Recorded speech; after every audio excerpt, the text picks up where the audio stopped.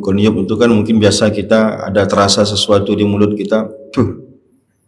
Jadi Nabi bilang kalau kalian harus meludah di dalam solat, maka arahkanlah ia ke sebelah kiri.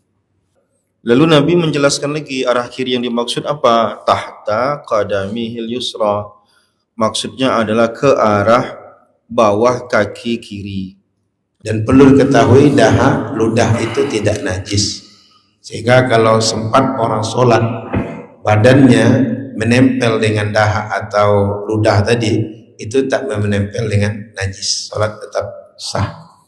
Tapi yang menjadi kesal Nabi itu adalah kok bisa di masjid ada yang buang dahak tapi tak membersihkan.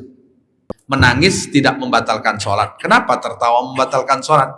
Dijelaskan seperti yang dikutip oleh Imam Ibnu Munzir, bahwa kalau tertawa itu termasuk perbuatan yang dengan perbuatan itu meremehkan pekerjaan sholat itu sendiri, merendahkan perbuatan. Bismillahirrahmanirrahim. Hadis yang pertama yang akan kita baca adalah bab tentang apa yang boleh daripada busaq, meludah, wa nafkhi, meniup fi salati, di dalam salat. Berarti di sini Imam Bukhari ingin memisahkan mana yang boleh, mana yang tidak boleh dalam hal meludah atau meniup di dalam saat kita sedang solat. Berarti ada yang boleh, ada yang tidak boleh. Wa yuzkaru an Abdullah bin Amr, dan disebutkan dari Abdullah bin Amr, nafakha Nabi sallallahu alaihi wasallam fi sujudihi fi kusufin.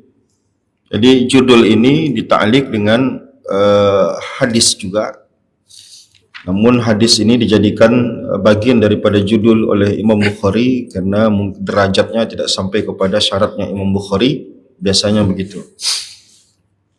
Nafakha dalam sebuah riwayat diriwayatkan oleh Abdullah bin Amr, nafakha Nabi sallallahu alaihi wasallam, Nabi sallallahu alaihi wasallam meniup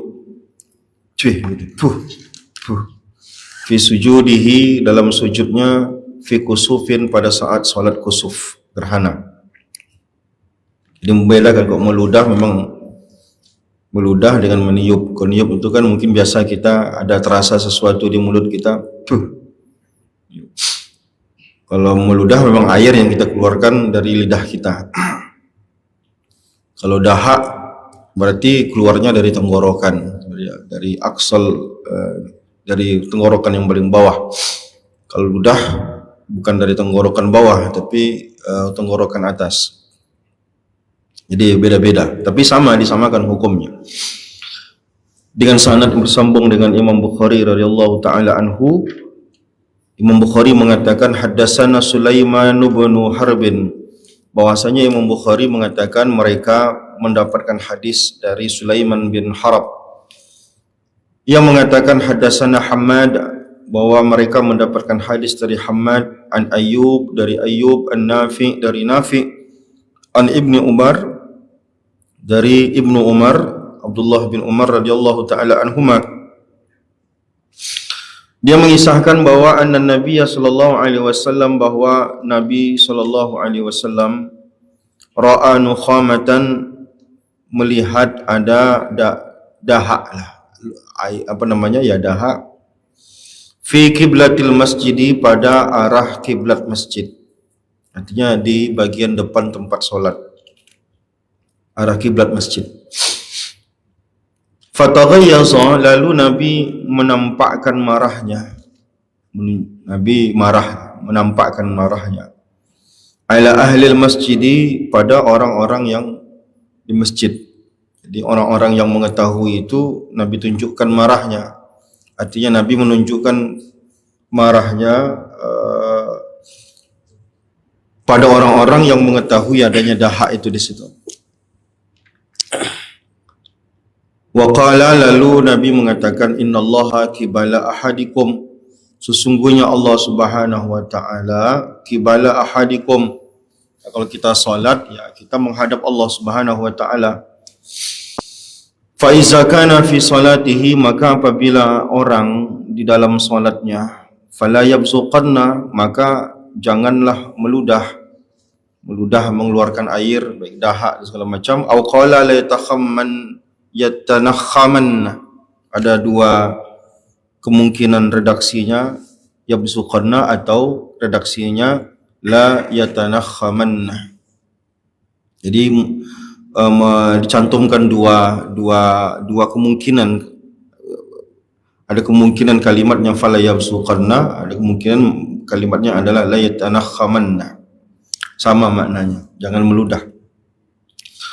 Summa kemudian nazala, Nabi dalam keadaan tadi marah, lalu Nabi bilang jangan meludah. Bila Nabi turun, fahattaha biyadihi, Nabi menggosok ludah tadi itu dengan tangannya sendiri, di keroknya. Wa qala Ibnu Umar radhiyallahu taala anhuma, lalu Ibnu Umar radhiyallahu taala anhuma mengatakan, iza bazaqa ahadukum, apabila salah satu di antara kalian ada yang meludah, falyabsuq ala yasarihi. Di sini poinnya dari judul tadi. Judulnya tadi itu kan ada yang dibolehkan. Sedangkan hadis tadi melarang. Hadis itu tadi di awalnya melarang, tapi di ujungnya ada pengecualian.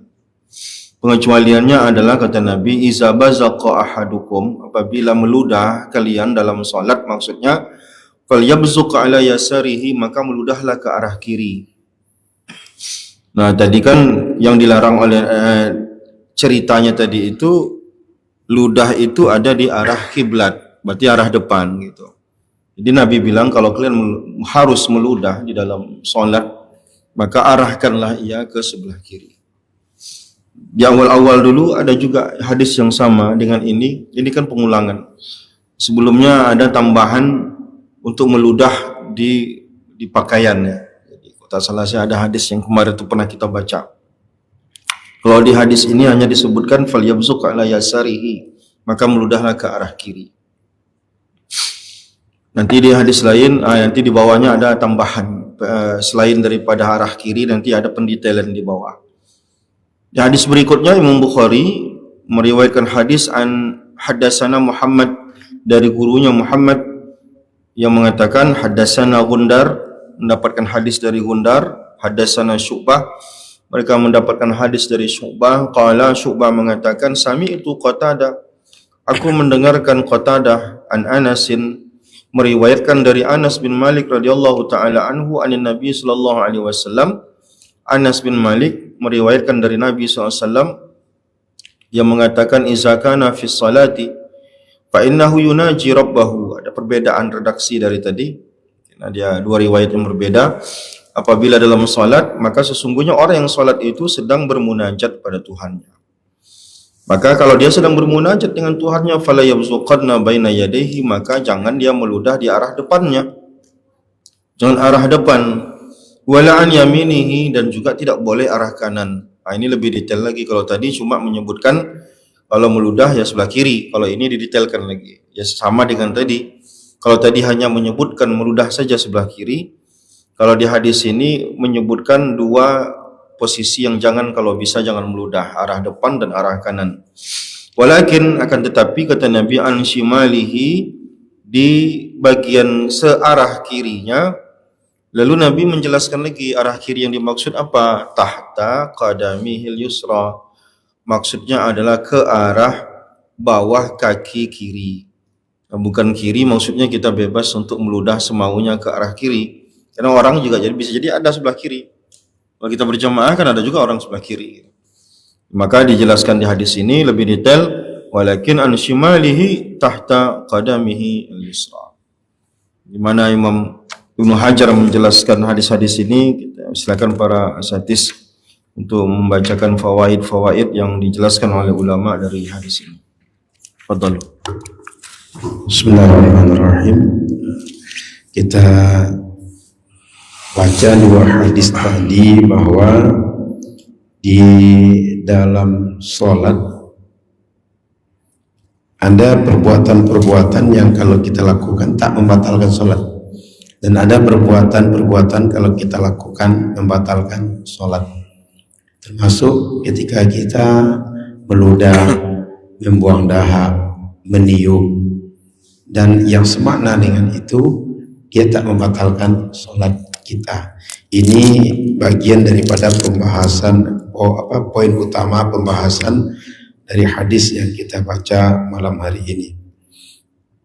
Sehingga di dalam hadis yang pertama disebutkan bahwa di bawah bab tadi, wa yadhkaru an Abdullah bin Amr nafakha an-nabi sallallahu alaihi wasallam fi sujudi fi kusuf, bahwa Nabi meniup ketika beliau sedang sujud dalam salat kusuf, kemudian beliau tak membatalkan salat dan tak mengulang salat. Ini menunjukkan bahwa perbuatan seperti itu tidak membatalkan salat. Ini poin penting, sehingga di dalam mazhab para ulama ada perbuatan-perbuatan kecil, perbuatan-perbuatan yang remeh, bila dilakukan dia tidak membatalkan salat. Di antaranya ya ini. Tapi kalau tertawa, apalagi tertawa terbahak-bahak, itu ada yang membatalkan salat gara-gara itu. Jadi poin pentingnya adalah bahwa perbuatan-perbuatan kecil, perbuatan-perbuatan remeh, bila dilakukan dalam salat tidak sampai membatalkan salat. Yang kedua tadi disebutkan dengan kusuf. Ada kusuf, ada khusuf, gerhana matahari, gerhana bulan. Kita disunahkan untuk salat sunnah kedua gerhana matahari dan bulan, sebaiknya dibuat berjamaah. Dan kalau kita laksanakan ada khutbah. Kemudian waktu pelaksanaannya sepanjang terjadi gerhana. Kemudian di hadis yang 213 disebutkan bahwa fataghayyadha ala ahli masjid. Nabi kesal, kok bisa ada di masjid itu dahak, kok bisa ada ludah di lantai masjid. Perlu kita pahami dengan baik, di zaman Nabi lantai masjid itu belum keramik, belum karpet seperti kita, masih tanah. Maka masih wajar kalau seandainya ditemukan di lantai masjid itu ada dahak, ada ludah. Dan perlu diketahui dahak, ludah itu tidak najis. Sehingga kalau sempat orang sholat badannya menempel dengan dahak atau ludah tadi, itu tak menempel dengan najis, sholat tetap sah.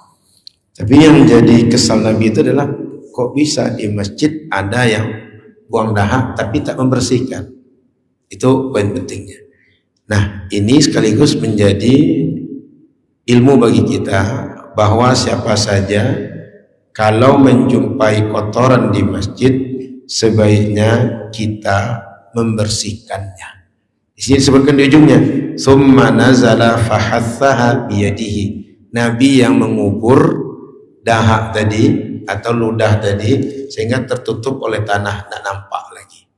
Kan kalau lantai itu tanah, dibalikkan tanah itu kan sudah tidak nampak lagi dahak dan ludah tadi. Maka ini dianjurkan kepada kita kalau nampak kotoran di masjid kita bereskan. Dan disinilah hebatnya Nabi. Di masjid itu sebenarnya banyak sahabat tinggal perintah Nabi, itu bersihkan tuh, ini tolong dibersihkan, ini tolong bereskan. Tapi beliau tidak. Beliau menunjukkan kekesalan karena sikap kita tak perhatian dengan kebersihan. Tapi ketika membersihkannya, Nabi membersihkan langsung.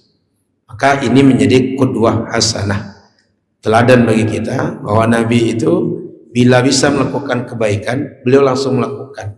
Tidak mesti memerintah atau menyuruh orang melakukan. Tidak ngebos kata orang sekarang. Nah, itu diantara qudwah hasanah. Dan dalam ilmu tarbiyah, metode mengajar yang paling berbekas, metode mengajar paling berhasil itu adalah dengan memberikan teladan yang baik. Sehingga kalau kita ingin mengajari anak, mengajari murid, mengajari binaan, apa saja yang ingin kita ajarkan, sebaiknya kita mencontohkan. Dan itu metode paling manjur dalam tarbiyah atau dalam pendidikan. Kemudian dari hadis ini kita mendapati bahwa dulu orang meludah di masjid itu masih lumrah. Tapi ini jangan dijadikan alasan untuk sekarang. Jangan disebut kenapa meludah di masjid, ini sejalan dengan sunnah. Itu dalam Sahih Bukhari ada. Konteksnya mesti dipahami. Di zaman Nabi lantainya tidak marmer, tidak granit, tidak karpet, tidak permadani macam sekarang. Sekali lagi, di zaman Nabi tanah. Jadi jangan sampai nanti meludah di masjid, buang dahak di masjid dianggap ini mengikuti sunnah karena hadisnya dalam Sahih Bukhari. Tidak begitu. Termasuk dalam hadis kita jumpai Nabi sholat pakai sendal. Kenapa? Karena Nabi sholat di alasnya itu tanah langsung. Maka jangan pula nanti Nabi kan pernah sholat pakai sendal. Berarti kalau kita ke Masjid An-Nur bawa sendal aja, bawa sepatu aja, sholat pakai sendal, pakai sepatu. Ditanya orang, kenapa pakai sendal? Ini sesuai dengan sunnah, ada hadisnya. Tidak. Konteksnya mesti dipahami. Di zaman Nabi lantainya tidak macam lantai masjid kita sekarang. Yang kedua, Nabi melakukan itu rukhsah, bukan azimah. Artinya Nabi karena safar, yang namanya safar di perjalanan, Nabi kan biasa di Madinah, ketika Fathu Makkah otomatis pergi perjalanan hanya waktu terbatas di Makkah. Sehingga waktu di Makkah Nabi sholatnya dengan tetap pakai sendal. Yang ketiga, Nabi sholat pakai sendal itu tidak selalu, tapi sekali-sekali saja. Maka menerapkan sunnah itu mesti paham bagaimana sunnah itu dilakukan Nabi. Jangan sampai sunnah punya ada latar belakang, ada hal-hal terkait dengan pelaksanaan sunnah tadi, itu kita abaikan. Kita fokus dengan tekstual, lalu menganggap yang kita lakukan sudah sesuai dengan sunnah. Di dalam kitab Iljamul Awam, di antara sebab orang-orang mengira Allah itu punya fisik, punya mata, punya betis, punya tangan, itu disebabkan karena ayat-ayat Quran yang bercerita tentang Allah Subhanahu wa Ta'ala yang ada penjelasan seakan-akan punya fisik itu dikumpulkan semua, sehingga seakan-akan ayat ini menggambarkan bagaimana organ Allah itu. Padahal setiap ayat itu bercerita sesuai dengan konteksnya, ada siyaknya, ada hal-hal yang melatar belakanginya, dan ada sibak dan lihatnya, ada ayat sebelum dan sesudahnya. Sehingga kalau dipahami keseluruhan dalam satu kelompok surat tadi, itu dipahami bukan Allah itu punya fisik, tapi ada makna yang jauh lebih mulia, yang lebih mengakar akidah orang dibanding sekedar mengetahui bahwa Allah punya sifat dengan sifat-sifat organ atau sifat fisik. Jadi hadis, ayat Quran jangan dilepaskan teks dari konteksnya, sehingga kita kemudian fokus dengan tekstual, lalu muncullah beberapa keyakinan, beberapa hal yang menyimpang dari jumhur para ulama tafsir dan ulama dalam berbagai disiplin ilmu Islam untuk memahami Quran dan Sunnah. Kemudian masih dalam bab hadis yang semisal dengan ini, di sebagian redaksi sebutkan kalian jangan meludah ke depan. Kenapa? Karena antara kalian dengan kiblat itu ada Tuhan kalian di situ. Ini sebagai dalil bahwa Allah Subhanahu wa Ta'ala tak berada di satu tempat tertentu. Karena kalaulah berada di satu tempat tertentu antara orang sholat dengan kiblat di depan dia, timbul pertanyaan, sebenarnya Allah di atas aras atau depan orang sholat? Kalau depan orang sholat yang mana satu? Ini di An-Nur satu sof ini mungkin bisa 250 orang satu sof ini. Depan orang yang mana satu Allah berada. Itu beberapa hal yang iskal ketika mengatakan Allah berada di satu tempat tertentu. Maka Nabi mengatakan bahwa Allah berada di antara kita dengan arah kiblat kita, menunjukkan bahwa bagaimana kebersamaan Allah dengan kita secara maknawi, kebersamaan ilmunya, kebersamaan muraqabahnya, dia mengawasi kita, kebersamaan sama dan basornya, kebersamaan rahmat dan ampunannya, sehingga bukan kebersamaan atau kedekatan atau posisi yang bermakna posisi keberadaan benda, keberadaan materi atau keberadaan fisik, tapi keberadaan bersifat maknawi. Baik, kemudian di hadis disebutkan bahwa kalaulah terjadi pada kondisi seperti dulu kita sholat di atas tanah, tidak tahan hendak meludah atau membuang sesuatu dalam mulut kita, rasanya mengganggu dalam sholat, buanglah ke arah kiri. Dan kalau bisa arah kiri tadi, jika dia tanah, bisa ditutup oleh kaki kiri langsung, sehingga tidak membuat jijik kita, tak membuat jijik orang di samping dan orang di belakang Para kita. asatidz, para ahibah yang dimuliakan oleh Allah Subhanahu wa taala, tadi sudah dibacakan dan juga sudah dijelaskan oleh guru-guru kita tentang babu ma yajuzu minal musaq wan nafkhi fis shalah. Bab diperbolehkannya meludah dan kemudian meniup ketika di dalam salat. Dan tentu bab ini masuk di dalam kitabul amal fis shalah. Bab yang menjelaskan tentang gerakan perbuatan yang ada di dalam sholat yang itu tidak termasuk yang membatalkan sholat. Maka begitu juga orang yang meludah atau kemudian orang yang meniup di dalam sholat itu bukan sesuatu yang membatalkan sholat. Para ahibah yang dimuliakan Allah Subhanahu wa taala, tadi sudah dibacakan hadisnya, termasuk bagaimana Rasulullah Shallallahu Alaihi Wasallam yang bertindak sendiri untuk membersihkan busok atau kemudian membersihkan ludah atau kemudian membersihkan dahak di dinding masjid. Rasulullah Shallallahu Alaihi Wasallam yang masuk mengerik sendiri. Maka kemudian dijelaskan juga di dalam hal ini di antaranya ruwiyaan Malik karahatan nafhi fi shalah, bahwa meskipun itu tidak membatalkan sholat, tapi menurut Imam Malik bahwa orang yang meludah di dalam sholat itu termasuk hukumnya makruh. Hukumnya makruh, wala yaqta'uha kama yaqta'uhal kalam. Tapi kemudian orang yang meludah itu tidak membatalkan sholat sebagaimana berbicara yang membatalkan sholat. Jadi kalau kita dalam sholat itu berbicara batal sholat, tapi kalau kita meludah itu tidak membatalkan sholat. Lalu kemudian juga dijelaskan di sini terkait dengan yang dinukil oleh Imam Ibnu Munzir, al-ijma' ala anna ad-dhahak yabtulus shalah wa lam yuqayyidhu bi harfin wala harfain. Nanti dibedakan antara meludah, dibedakan antara meniup dengan tertawa. Jadi kalau meludah, meniup itu tidak membatalkan sholat. Tapi kalau kemudian tertawa, yang dikutip oleh Imam Ibnu Munzir itu termasuk sesuatu yang membatalkan sholat. Kenapa tertawa membatalkan sholat? An-nadhahaka yahtakku hurmatas sholat.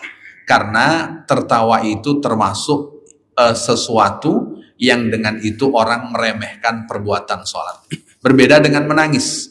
Meskipun menangis ada suara rintihan, tertawa juga ada suara. Tapi kalau suara yang dikutip oleh Imam Ibnu Munzir terkait dengan kesepakatan bahwa tertawa itu membatalkan sholat. Menangis tidak membatalkan sholat, tapi menangis yang tidak membatalkan sholat itu adalah min ajlil khaufi minallahi ta'ala. Kalau menangisnya itu karena disandari rasa takut kepada Allah Subhanahu wa ta'ala. Kan ada beberapa hal yang mirip secara perbuatan. Menangis tidak membatalkan sholat. Kenapa tertawa membatalkan sholat? Dijelaskan seperti yang dikutip oleh Imam Ibnu Munzir, bahwa kalau tertawa itu termasuk perbuatan yang dengan perbuatan itu meremehkan pekerjaan sholat itu sendiri, merendahkan perbuatan sholat itu sendiri. Tapi kalau kemudian menangis karena takut kepada Allah Subhanahu wa ta'ala bukan termasuk sesuatu yang membatalkan sholat. Itu terkait perbedaan antara menangis dengan tertawa.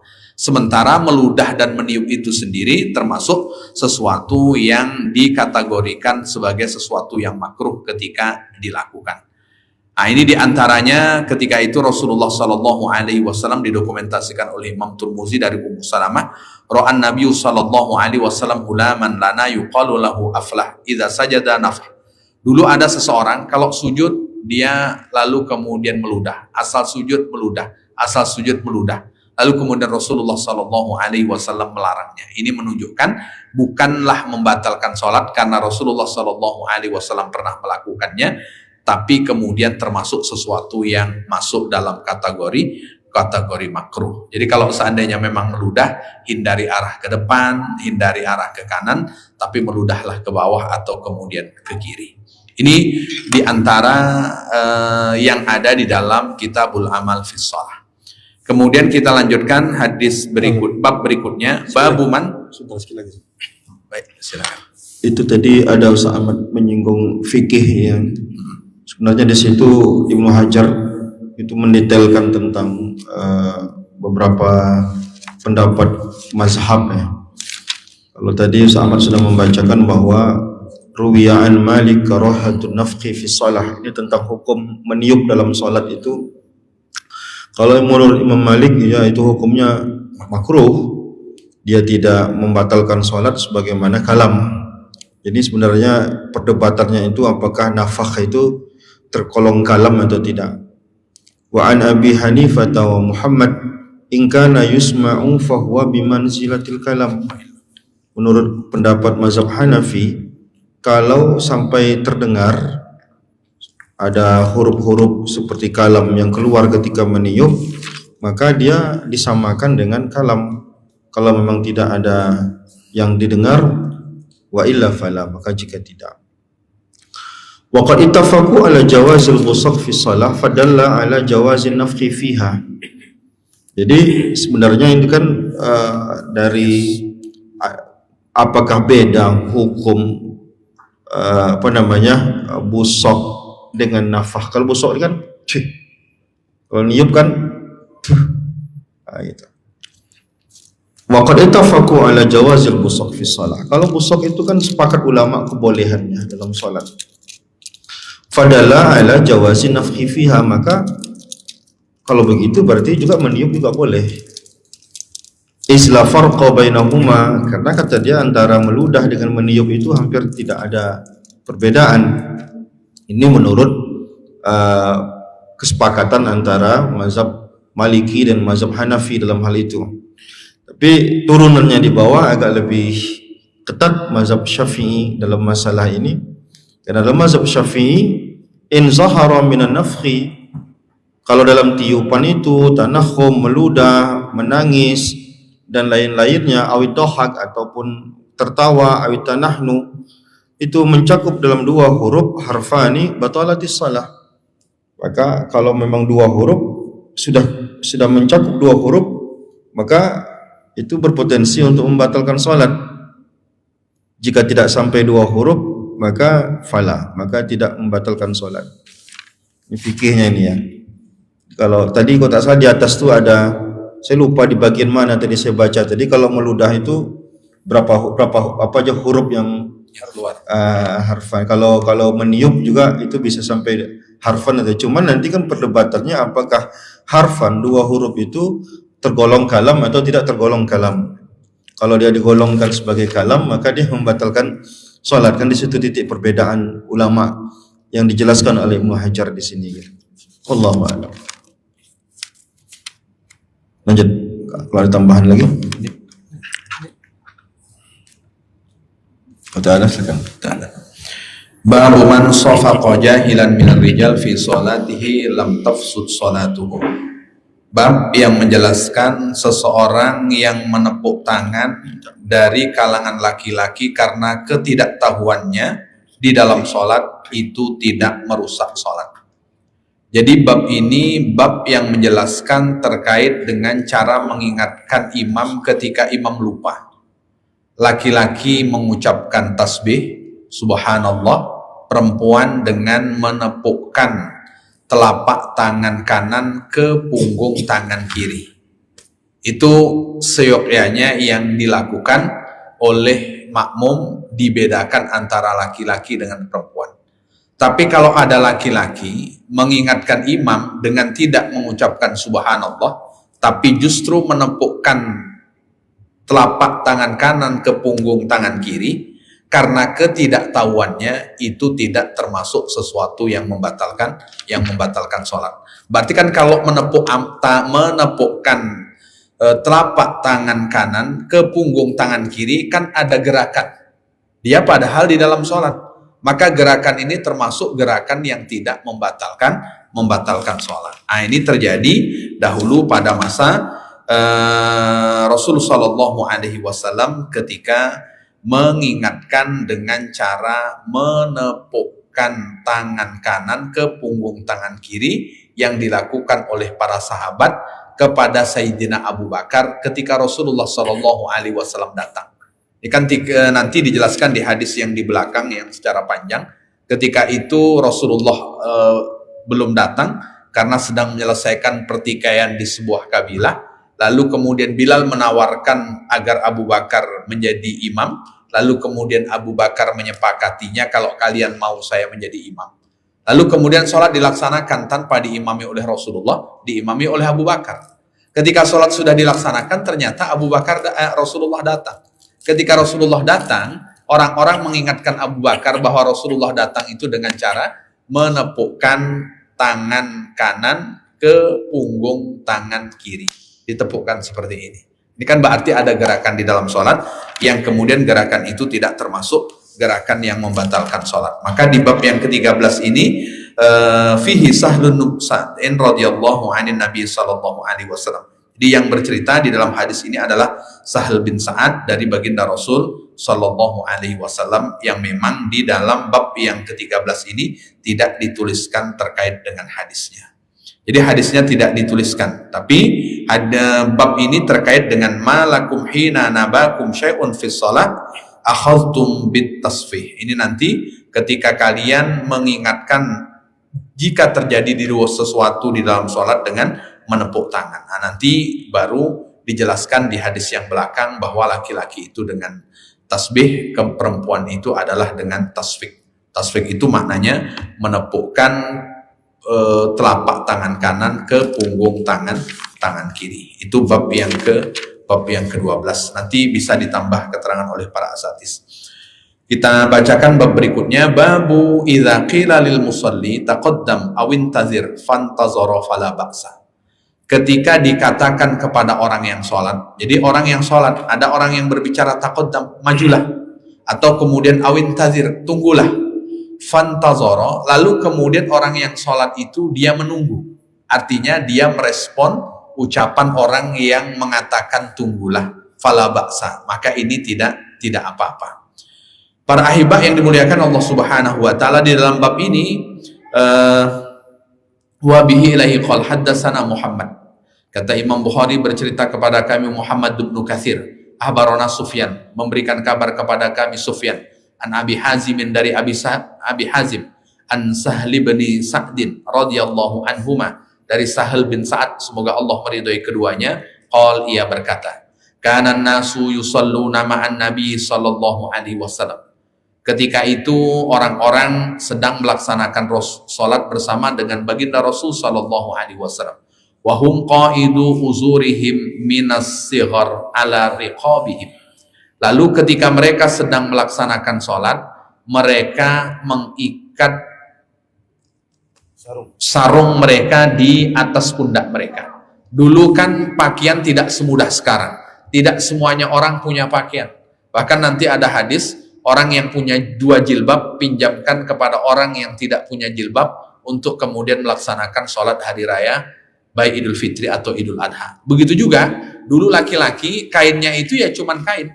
Maka ketika mereka sholat, mereka mengikatkan kain ini ke pundak-pundak mereka. Jadi mereka mengikatkan kainnya di pundak. Seperti kita kecil-kecil dahulu, jadi mengikatkan kain ke pundak. Jadi kainnya itu diikatkan ke pundak, lalu kemudian bagian ke bawah itu tertutup.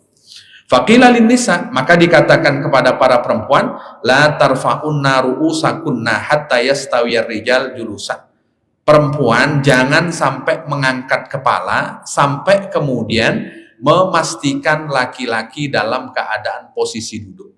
Jadi kalau kemudian laki-laki hanya sekedar memakai kain yang diikatkan ke pundak, lalu kemudian dia dalam keadaan sujud dan tidak ada yang menutup auratnya selain sehelai kain itu.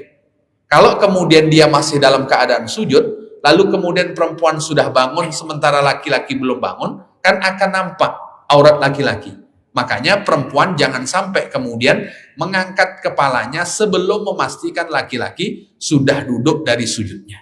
Sudah duduk dari sujudnya. Kalau dia sudah duduk dari sujudnya, berarti kemudian perempuan mengangkat kepala. Artinya, berarti di dalam hal ini menjelaskan tentang ketika seseorang itu sholat, maka boleh diberi aba-aba, dan yang diberi aba-aba itu melakukan apa yang sudah disebutkan orang yang memberikan aba-aba. Tunggu sebentar, berarti dia menunggu. Nah, itu bukan bagian dari sesuatu yang kemudian membatalkan sholat. Wallahu a'lam. Baik, jadi sudah ceritakan Ustaz Ahmad tentang hadis tadi. Ini di antara beberapa informasi fikih di dalam sholat berjamaah. Perbuatan sholat makmum itu boleh sudah imam menyelesaikan sebuah gerakan baru makmum melakukan. Artinya perempuan kan tadi dibatasi itu, jangan terlalu cepat untuk ngangkat kepala gitu. Artinya mestinya imam baru ngangkat kepala, itu jamaah boleh langsung mengiring. Tapi ini sudah tegak duduk benar, sudah duduk benaran, baru perempuan mulai ngangkat kepala. Itu boleh agak ada jeda itu, tapi tak boleh jedanya panjang. Sehingga dalam mazhab Syafi'i, kalau ada jeda antara imam dengan makmum lebih dari 2 rukun, itu batal sholat. Contoh, makmum ini lambat baca Fatihah, imam sudah ruku, dia masih baca Fatihah. Imam sudah i'tidal, dia masih baca Fatihah. Imam sujud, dia masih Fatihah. Itu nggak boleh. Saya ulang ya. Orang ini lambat baca Fatihah atau menganggap Fatihahnya tak betul-betul sehingga diulang-ulang terus. Maka imam sudah ruku, dia masih Fatihah. Imam sudah i'tidal, masih Fatihah. Imam sudah sujud, masih Fatihah juga. Itu tak boleh. Oleh karena itu, boleh ada jeda imam dengan makmum kalau sedikit saja jaraknya. Contoh dalam sholat tadi antara jamaah perempuan dengan laki-laki seperti cerita Ustaz Ahmad. Yang kedua, makmum itu yang laki-laki boleh segera menyusul Nabi, perempuan tidak. Ini menunjukkan bahwa dalam berjamaah boleh sebagian jamaah itu duluan mengikut imam, sebagian agak lambat. Contoh perempuan tadi lambat, laki-laki boleh segera menyusul. Yang ketiga, di dalam sholat itu kita boleh menunggu gerakan sholat itu tak segera dilakukan gerakan berikutnya karena keperluan kita. Contoh, saya agak pusing sedikit, saya sujudnya agak lama dulu, atau memperhatikan orang lain perlu untuk dijaga jangan sampai terlihat auratnya, seperti laki-laki yang bisa terlihat aurat oleh perempuan kalau segera dia mengangkat kepala karena keperluan orang lain, jadi karena keperluan kita, atau hal-hal lain yang bukan merupakan gerakan atau perbuatan sholat, itu tak membatalkan sholat hal yang seperti itu. Kemudian boleh juga ketika kita dalam sholat berjamaah, kita imam itu kalau sedang ruku, kita masuk, kita dapat 1 rakaat bersama dengan imam meskipun tak baca Fatihah. Lalu kita yang masuk masjid tak segera bergabung, nanti biar imam ruku saja baru kita takbiratul ihram sehingga barengan dengan imam ruku. Itu boleh menunggu sejenak seperti itu. Begitu juga ketika dalam melaksanakan tasyahud, kita segera bergabung dengan imam atau tak segera bergabung dengan imam, itu boleh supaya dapat pahala berjamaah. Atau kita tak sengaja tak ikut dengan imam, selesaikan imam itu tasyahud, kita menunggu kawan-kawan yang baru datang sehingga dari awal sampai akhir berjamaah full. Kalau imam sudah tasyahud akhir, kita datang, otomatis kita cuma dapat ujungnya saja, sedikit saja. Itu boleh juga hal tersebut terjadi. Kemudian boleh juga, tadi dah singgung Ustaz Ahmad, kalau ada orang di luar sholat memberikan aba-aba, memberikan perintah, memberikan arahan kepada orang sedang sholat, orang dalam sholat itu boleh mengikuti arahan orang di luar. Kan tadi contohnya seperti perempuan tadi, jangan segera angkat kepala, itu arahan dari orang yang sebagian riwayat mengatakan orangnya tidak sholat berikan arahan. Yang diarahkan orang sedang sholat.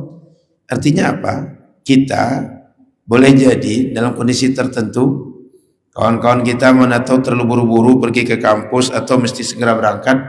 Nanti kalau makan ambilnya langsung di dapur ya. Informasi itu kan otomatis memberikan informasi ke kita dalam sholat, terganggu kita. Itu boleh kita perhatikan seperti itu. Atau itu awas anak narik-narik sajadah, injak sikit supaya jangan lepas sajadah itu.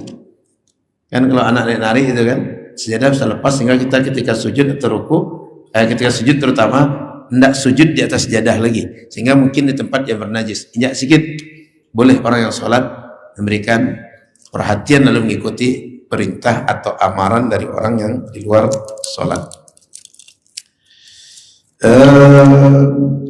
Kemudian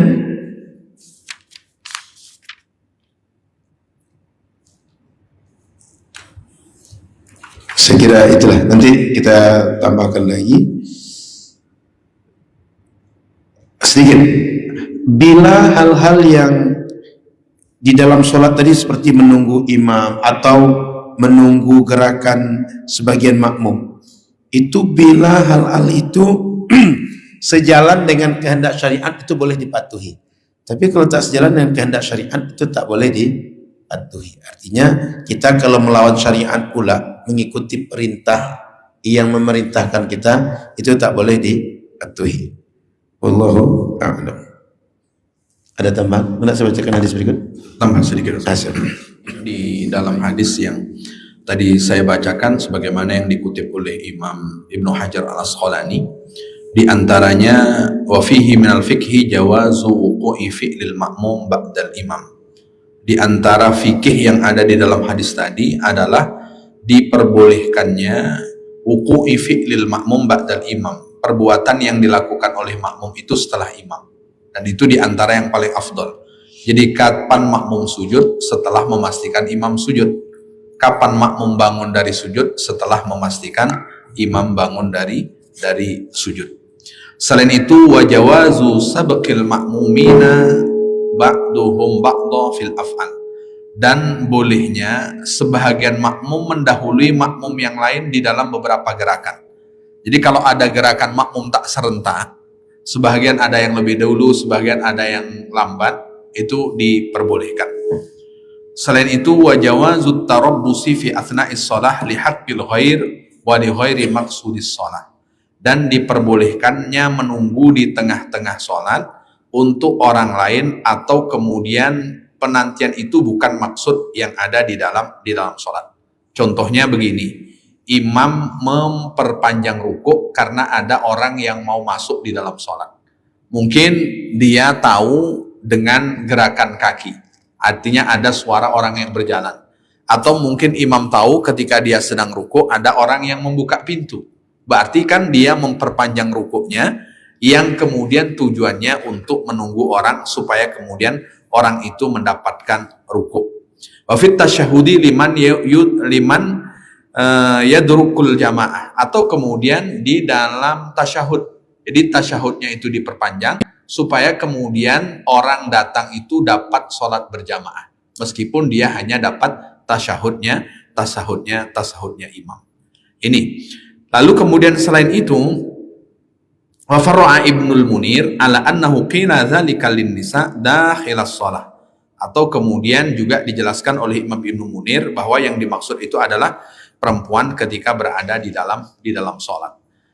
Maknanya bahwa ketika perempuan dianjurkan untuk kemudian memastikan bangun setelah laki-laki bangun dari sholat, ketika itu masih sulit pakaian didapatkan, itu pesan Rasulullah SAW sebetulnya sebelum kemudian sholat itu dikerjakan.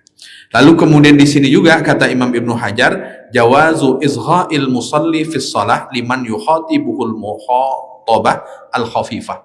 Jadi diperbolehkannya orang yang sholat mendengarkan apa yang diucapkan pelan oleh orang yang di luar sholat. Pak Imam masih ada makmum, umpamanya ada yang menyebutkan seperti itu.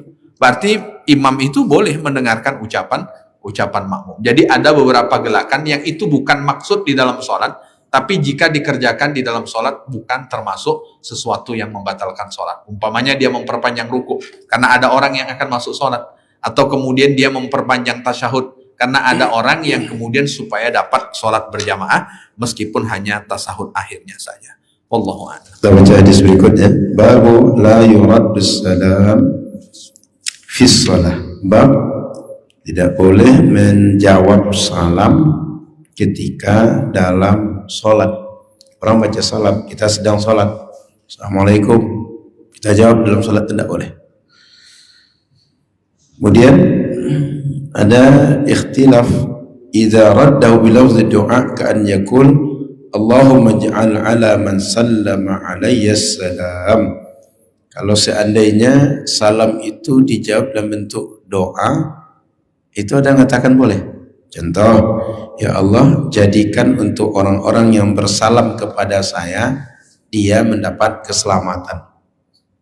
Jadi menjawab salamnya dengan mendoakan orang yang membaca salam.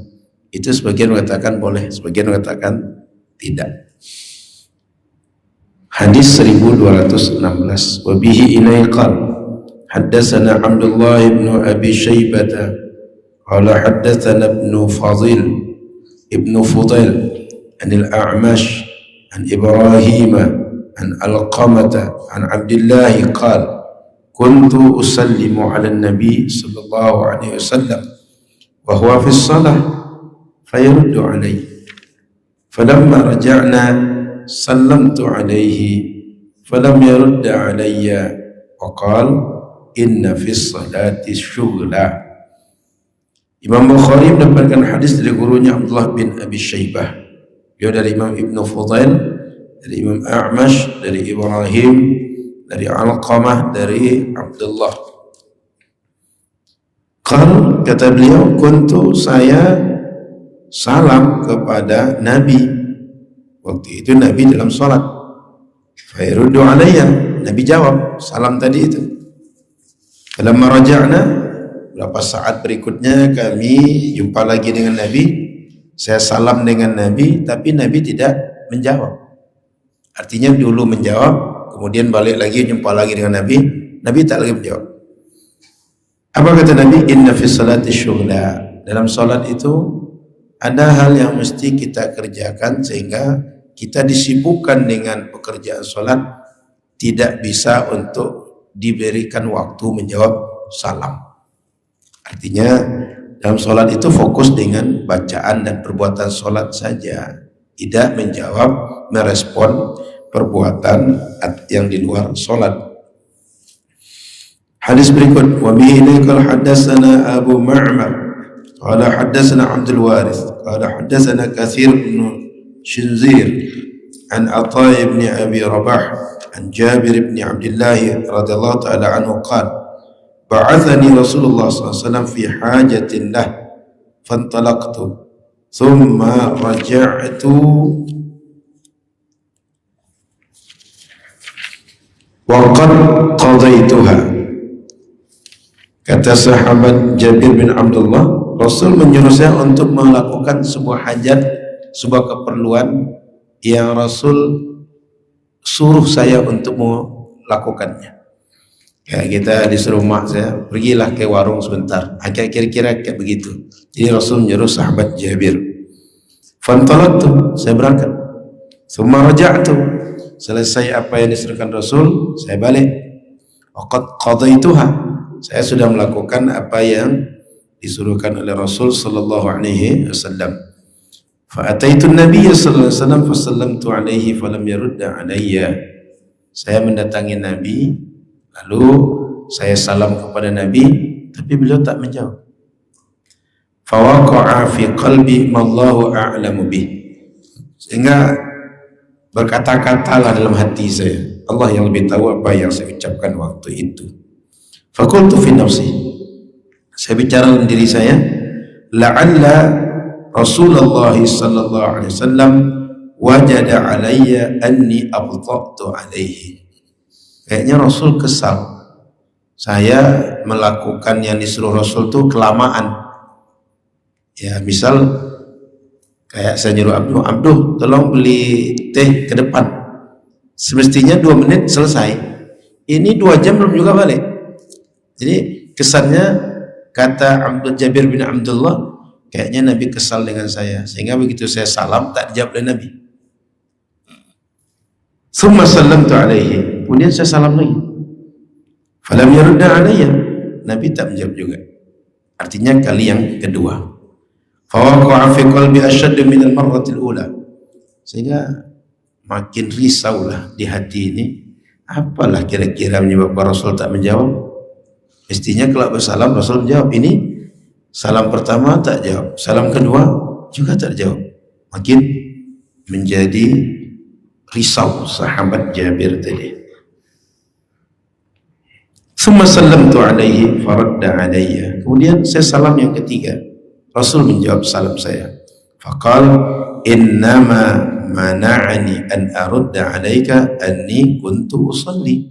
Saya tak jawab salam itu karena saya sedang sholat. Dijelaskan oleh Rasul. Wa kana ala rahilatihi mutawajjihan ila ghairil qiblah. Dan waktu itu Rasul di atas kendaraan beliau.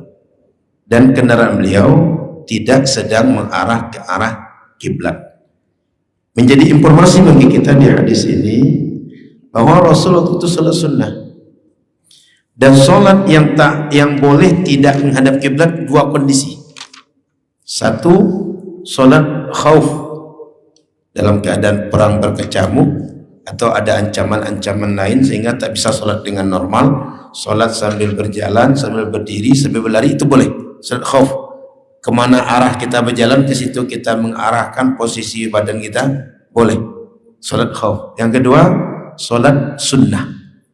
Maka dalam beberapa hadis yang lain, Nabi kalau solat wajib, beliau berhenti, beliau turun ke tanah dan menghadap kiblat seperti kita solat di masjid-masjid kita atau di tempat lain, menghadap kiblat di atas tanah, tidak lagi di atas kendaraan. Tapi kalau solat sunnah, Nabi itu solat di atas kendaraan meskipun tidak menghadap ke kiblat kendaraan beliau, sehingga wajah beliau juga tak menghadap ke kiblat, badan beliau tak menghadap ke kiblat. Itu diantara informasi yang lain. Kemudian informasi yang sangat penting dalam hadis ini adalah ketika Nabi sedang sholat, sahabat Jabir yang bersalam kepada Nabi, Nabi tak menjawab. Padahal kalau kita kaji hukum salam itu, mengucapkan salam hukumnya sunnah, tapi menjawabnya wajib. Nabi tak menjawab, artinya Nabi meninggalkan wajib. Tapi Nabi meninggalkan wajib itu bukan karena Nabi menyengaja, karena faktor Nabi dalam sholat. Maka bagi kita, kalau ada orang sedang sholat, jangan kita sengaja bersalam kepada dia. Atau kita tahu orang sholat, jangan kita bersalam kepada dia. Takutnya orang yang sholat itu tidak faqih, dijawabnya salam, dalam mazhab sebagian ulama batal sholat tadi. Sehingga kalau orang sedang sholat tidak usah diucapkan salam. Maka kata Ibnu Hajar, dalam hadis ini ada beberapa faedah, diantaranya karahatu ibtida'is salam 'alal musalli likaunihi rubbama syaghala bidzalika fikruhu wastad'a minhu rad wa huwa mamnu'un minhu. Jadi sekali lagi, orang kalau lagi sholat jangan sengaja-sengaja kita salam kepada dia, sehingga membuat orang itu dilematis.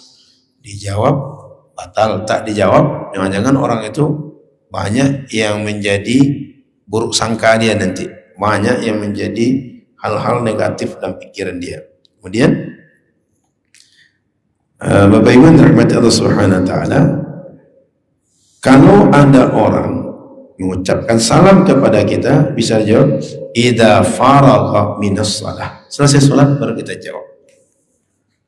Atau kalau dalam salat juga jawab dengan isyarat, jawab dengan lambaian tangan yang tak membatalkan. Jadi Nabi dalam salat tak menjawab salam karena bisa membatalkan salat. Wallahu a'lam. Ini adalah dalam akidah Ahlus Sunnah wal Jamaah. Ketika dibahas kalam Allah itu seperti apa, maka kata para ulama, kalam Allah itu tidak muhdats tapi kalam qadim. Kalam Allah yang sudah berkalam Allah Subhanahu wa taala sebelum ada alam semesta, dan itu sifat Allah Subhanahu wa taala mutakallim. Kemudian timbul pertanyaan, kalam Allah itu dengan suara dan huruf atau tidak?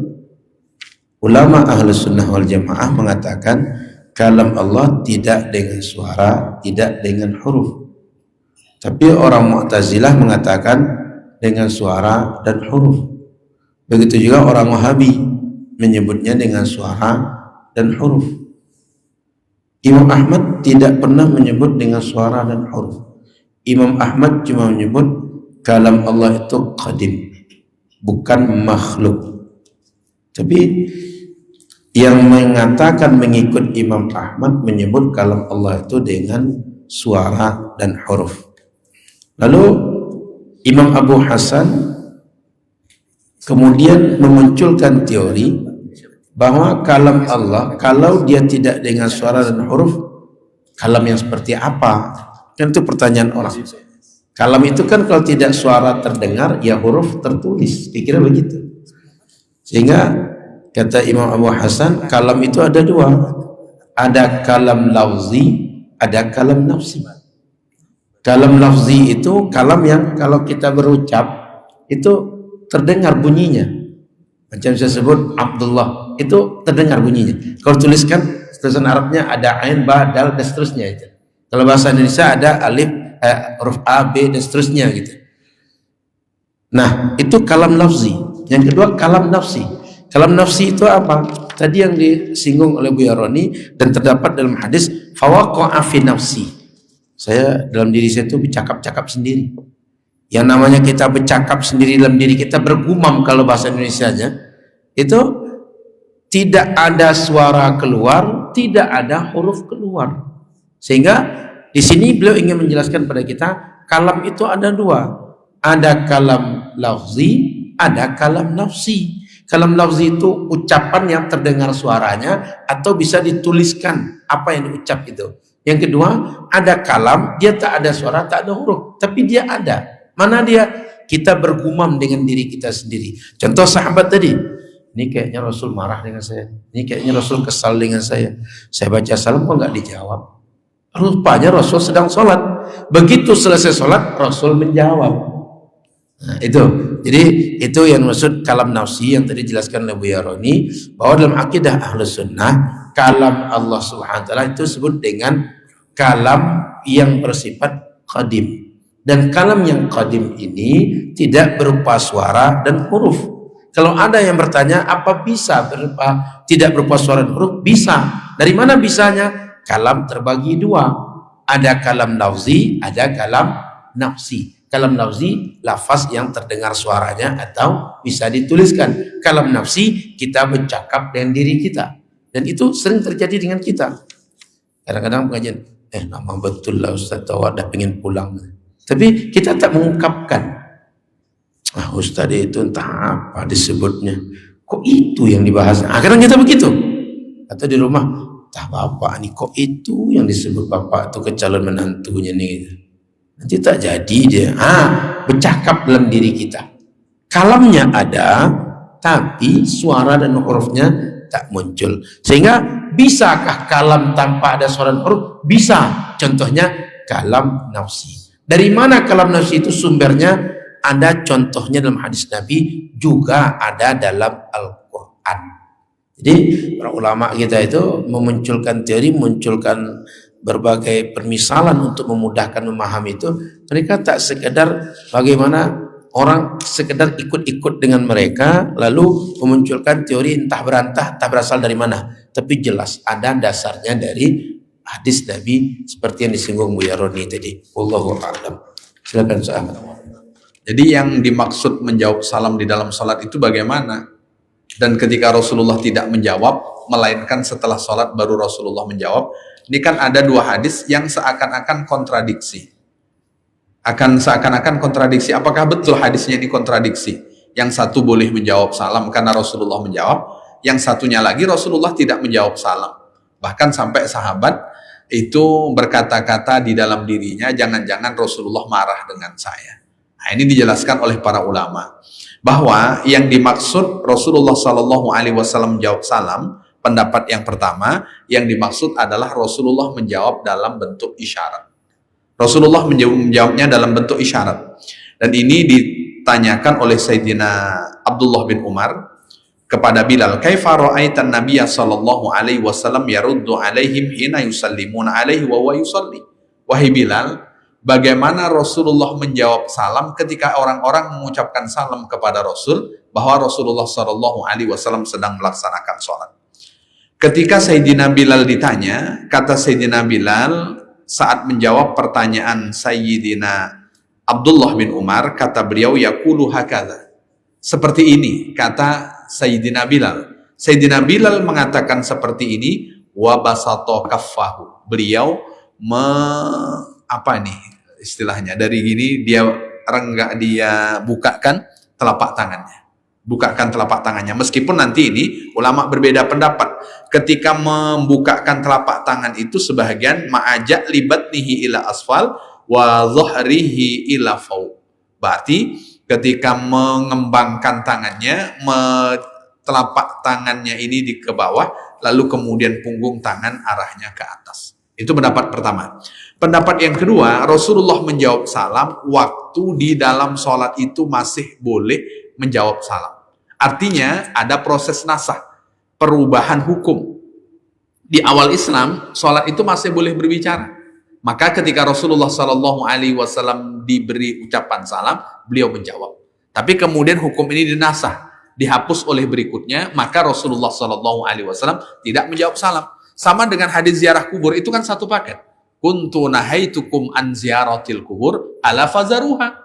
Aku melarang kalian melakukan ziarah kubur, tapi belakangnya kata Rasulullah, lakukanlah ziarah kubur. Berarti awalnya dilarang, lalu kemudian dinasah menjadi dianjurkan. Awalnya Rasulullah Shallallahu Alaihi Wasallam menjawab, lalu kemudian dinasah, belakangnya Rasulullah Shallallahu Alaihi Wasallam tidak menjawab salam. Barangkali itu sedikit tambahan. Allah silakan Kiai. Cukup kan? Cukup. Baik, ada yang diskusi? Kalau ada silakan kita diskusikan. Kalau tidak ada yang mau diskusi ya berarti udah aman. Cukup kan? Baik, subhanakallahumma bihamdika asyhadu an la ilaha illa anta astaghfiruka wa atubu ilaik. Assalamualaikum warahmatullahi wabarakatuh.